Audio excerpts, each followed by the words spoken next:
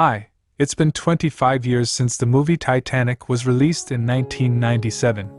Directed by James Cameron and starring Leonardo DiCaprio and Kate Winslet, the film tells the story of the doomed ship from the perspectives of two fictional passengers, Jack, a poor artist, and Rose, a wealthy socialite. The film was a massive box office success, and it won multiple awards, including the Academy Award for Best Picture. It's definitely one of the most iconic movies about the Titanic disaster. In this video we'll take a look on how the actors and actresses have changed over the years.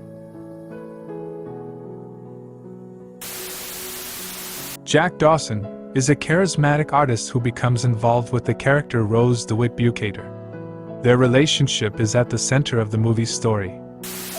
Rose DeWitt Bukater is a wealthy young socialite who is being pressured to marry a man she doesn't love.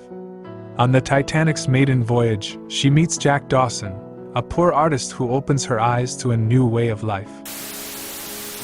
Caledon Hockley is Rose's fiancé, a wealthy man who is obsessed with material possessions and social status. When Rose meets Jack and falls in love with him, Cal becomes jealous and vindictive, determined to destroy their relationship. Cal is a complex and nuanced character. Gloria Stuart, who played the elderly Rose in the movie Titanic, was 87 years old when she was cast as Rose in Titanic, and her portrayal of the character was widely praised. In addition to her work as an actress, Gloria was also an accomplished painter and sculptor. She passed away in 2010 at the age of 100. Ruth DeWitt Bukater is Rose's mother.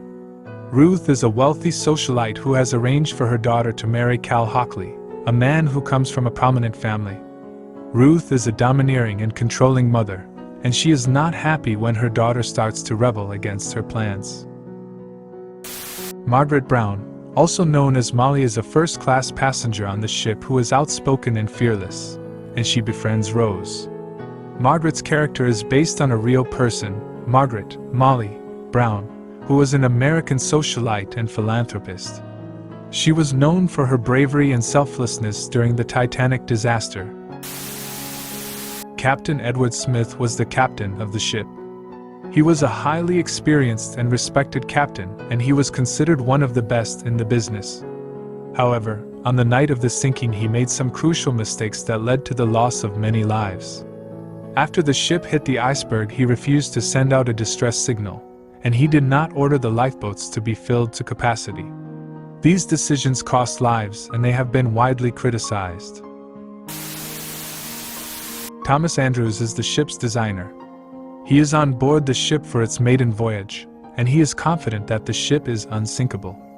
However, when the ship hits the iceberg, Thomas realizes that it is doomed, and he works tirelessly to save as many people as possible.